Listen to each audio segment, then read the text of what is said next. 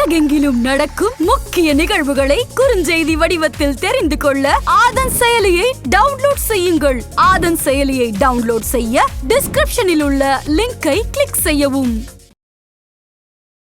நாகூர் ஆண்டவர் பற்றி பேசலாம் அப்படின்னு நீங்கள் சொல்லியிருந்தீங்க. அவரால் உங்கள் லைஃப்பில் நடந்த மாற்றங்கள் பற்றியும் நேர்களுக்கு சொல்லுங்கள் சார். பொதுவாக ஒரு டாப்பிக்கை பற்றி பேசணும் அப்படின்னா எனக்கு அந்த சம்பந்தமாக ஒரு கனவு வரும். கனவு வந்தால் அது சம்பந்தமான தகவல்கள் வர துவங்கும். ஒரு கனவு, அந்த கனவிலே நாகூர் ஆண்டவரது ஒரு குரல் கேட்பதை போல எனக்கு தோன்றியது. கனவிலே ஒரு மந்திரத்தை சொல்கிறார். அந்த மந்திரத்தை சொல்லி இந்த மந்திரத்தை தினமும் காலையிலே நம்பிக்கையுடன் 500 முறை சொல். முயற்சி ஆரம்பிக்கிறதுனா திங்கட்கிழமை இல்லைன்னா வியாழக்கிழமையில ஆரம்பிக்கணும். எப்பொழுதுமே திங்கள் மற்றும் வியாழன் ஒரு நல்ல செயல்களை துவங்குவதற்கு மிகவும் அருமையான நாள். ரொம்ப ஒரு சோதனையில் இருக்காங்க. நான் இப்போ எனக்கு வாழ்க்கையில் ஒரு வெளிச்சமே இல்லையா, ஒரு பொருளாதார கஷ்டத்தில் இருக்கேனே, எவ்வாறு இதிலிருந்து மீள்வது? யா கரீப் நவாஸ் யா அலி. சின்ன மந்திரம் தானே, யார் வேணாலும் சொல்லலாம். நம்ம அப்படியே வீட்டுக்குள்ள ஒருத்தர் வீட்டுக்குள்ள போகிறோம், நமக்காக உள்ளே போகக்கூடாது. போகும்பொழுது நான் உள்ளே வருகிறேன், அதான் அஸ்ஸலாமு அலைக்கும் அப்படின்னு சொல்லுவாங்க.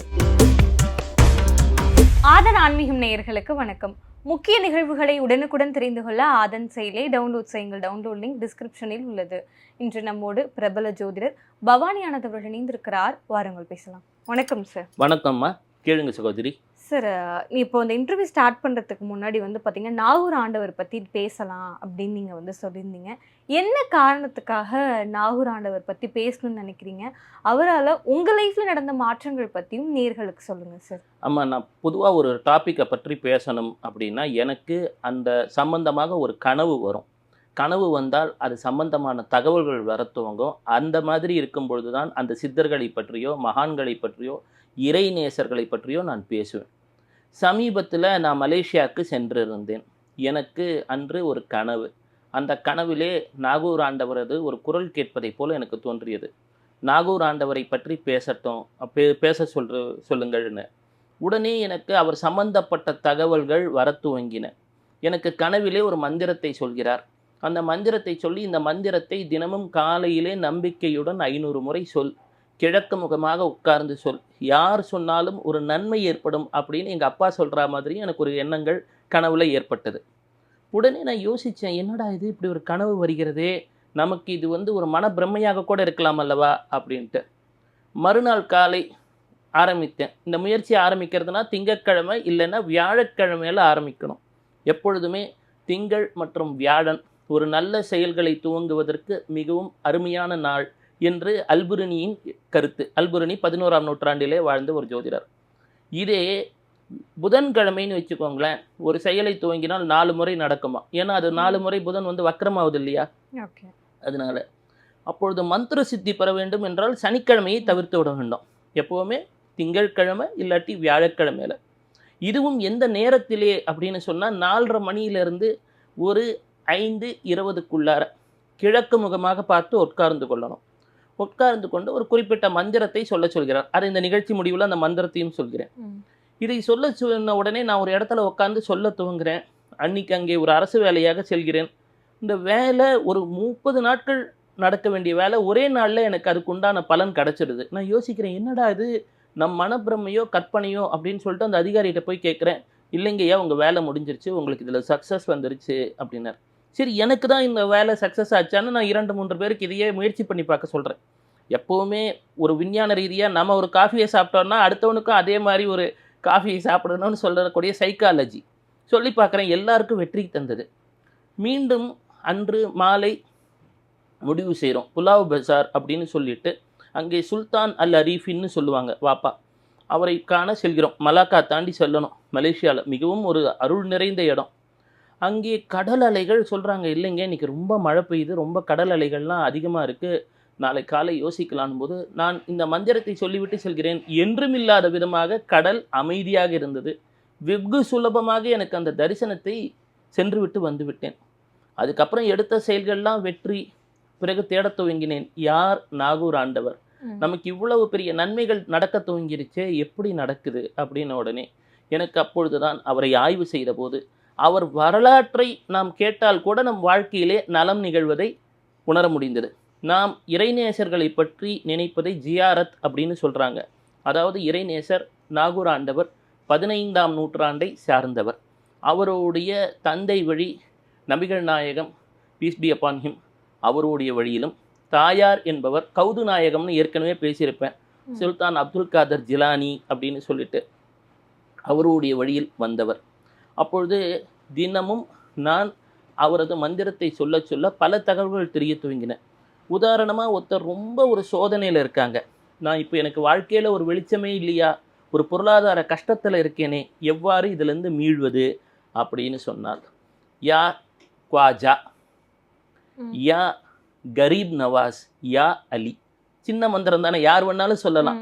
யா குவாஜா, யா கரீப் நவாஸ், யா அலி.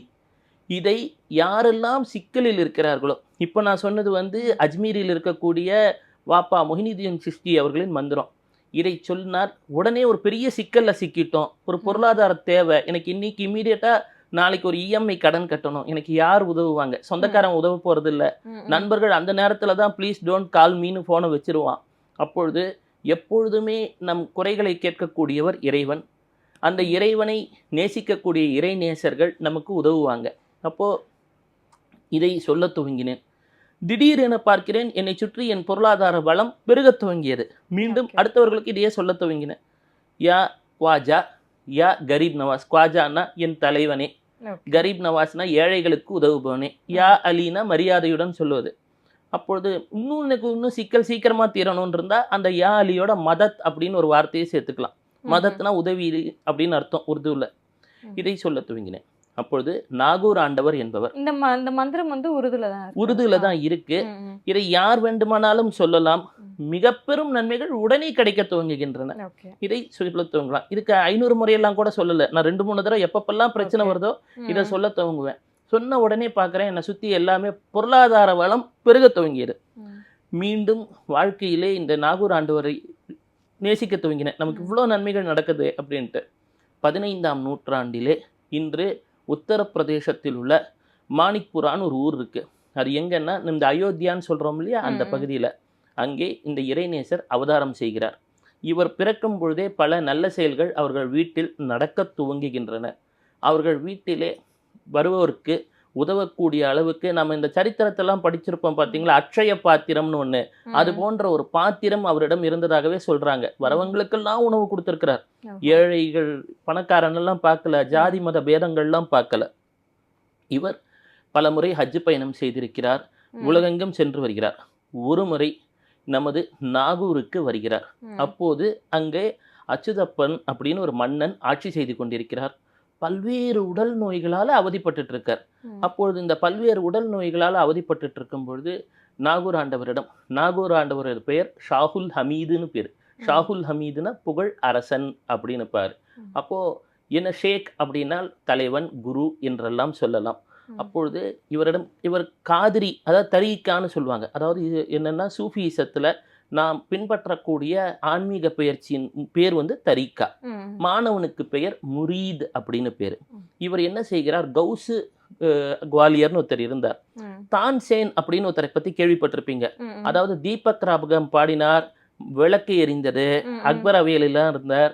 இவர் மற்றொரு ராகம் பாடினார், மழை பொழிந்தது அப்படின்லாம் சொல்லுவாங்க. இந்த தான்சேன் இசையினிலே ஒரு பெரிய வித்தகராக கருதப்படுகிறார். இந்த தான்சேனுடைய குரு என்று சொல்லக்கூடியவர் கௌசு குவாலியர் அப்படின்னு பேர். அவரிடம் இவரும் மாணவராக இருக்கிறார். அப்பொழுது ஒரு முறை தான்சேன் கேட்கிறார், உங்கள் இசையை போல் என் இசை இல்லையே, உங்கள் இசை நீங்கள் இறைவனை அழைக்கும் பொழுது பலருக்கும் பல நன்மைகள் ஏற்படுகிறது என்ற பொழுது அவர் சொல்கிறார், நான் என் ஆன்மாவிற்காக, என் ஆன்மாவின் உய்வதற்காக நான் இந்த ஒரு ஆன்மீகத்தில் இருக்கேன், நீங்கள் பொருளாதார தேவைக்காக மன்னரிடம் தானே வேலை செய்கிறீர்கள் என்கிறார். அப்போ இவருக்கு எத்தனையோ பேர் பெரிய பெரிய பதவிகள் தந்தும் இதையெல்லாம் மறுத்துவிட்டு நாகூருக்கு வருகிறார். நாகூருக்கு வந்ததும் அங்கே இருக்கக்கூடிய நாயக்க மன்னன் அச்சுதப்பனுக்கு தீராத நோய். அவன் கதறுகிறான், என்னென்னமோ வைத்தியம் பார்க்குறான். அப்பொழுது என்னன்னா, பல இஸ்லாமியர்கள் நம் நாட்டிற்கு பெரும் சேவை செய்திருக்கிறார்கள். உதாரணமாக முத்துப்பேட்டையிலே ஒரு தர்கா உண்டு. அந்த தர்காவில் இருந்தவர் பல மருத்துவ உதவிகளை செய்து பலருக்கு பல நோய் நீக்கியிருக்கிறார். அவர் வெளிப்படையாக மக்களிடம் தெரிந்த காலத்திலே. இதில் நம்ம இப்படி ஒன்று சொல்லணும், தர்காவில் இருப்பவர்கள் எல்லாம் இறந்து விட்டார்கள் என்று கிடையாது. அவர்கள் ஒருவித தியான நிலையிலே இருக்கிறார்கள். நாம் அவர்கள் உடலை விட்டு சென்று விட்டார்கள்லாம் கிடையாது. மீண்டும் மரித்தோர் மீண்டும் எழக்காண்பர் என்பார் வள்ளல் பெருமான். அதுபோல இவர்களெல்லாம் ஏதோ ஒரு காலகட்டத்திலே மீண்டும் எழுந்து கொள்வார்கள் என்பதே என் நம்பிக்கையும் கூட. மரித்தோர் மீண்டும் எழக்காண்பர். அதுபோல என்னன்னா, இவர்கள் என்றென்றும் இருக்கிறார்கள் நம்முடன். அதனால நம்ம ஒரு தர்காவுக்கு போகும்பொழுது கூட நம்ம அப்படியே வீட்டுக்குள்ள ஒருத்தர் வீட்டுக்குள்ள போறோம், நமக்காக உள்ள போகக்கூடாது. போகும்பொழுது நான் உள்ளே வருகிறேன், அதான் அஸ்ஸலாமு அலைக்கும் அப்படின்னு சொல்லுவாங்க. நான் வருகிறேன் உள்ளே, சாந்தியும் சமாதானமும் உண்டாகட்டும் அப்படின்னு சொல்லிட்டு தான் அங்கே சென்று எனக்கு வர அனுமதி வேண்டும்னு கேட்டுட்டு போனோம்.